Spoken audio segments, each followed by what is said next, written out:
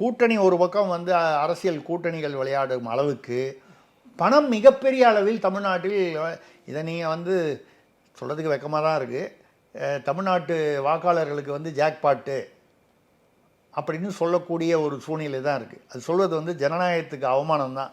அது சொல்லும்போது நம்ம வாங்கிட்டு தான் ஓட்டு போட போகிறோம், நம்மன்னா பொதுவாக சொல்கிறேன் அப்படின்னு.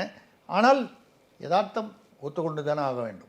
ஆக இது ஒரு சுவாரஸ்யமான கட்டத்தை, ஏன்னா வந்து உங்களுக்கு வந்து இது பெரிய கட்சி, இது சின்ன கட்சி, இது வந்து பணம் கொடுக்குறாங்க, இது கொடுக்கல, இப்படி உள்ள வித்தியாசங்கள்லாம் தாண்டி 3 பேரும் கிட்டத்தட்ட சம வலிமை பெற்றிருக்காங்க கூட்டணியினால்.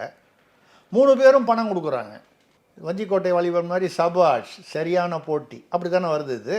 ஸோ தேர்வு மக்களிடத்தில் தேர்வு செய்கிறாங்க அப்படிங்கிறது. அந்த இடத்தில் தான் வந்து எனக்கு என்னென்னால், திமுக வந்து மக்களுடைய வெறுப்பை அதிகமாக சமீபத்தில் சம்பாதித்து வரும்பொழுது பணமும் மற்றவர்கள் கொடுக்கிறார்கள் என்றால் ஏன் வந்து திமுகவுக்கு போடணும், வேறு யாருக்காவது போடலாம். அது அதிமுகவுக்கு போடலாம், இல்லை விஜய்க்கு போடலாம், யாருக்காவது போடலாம்.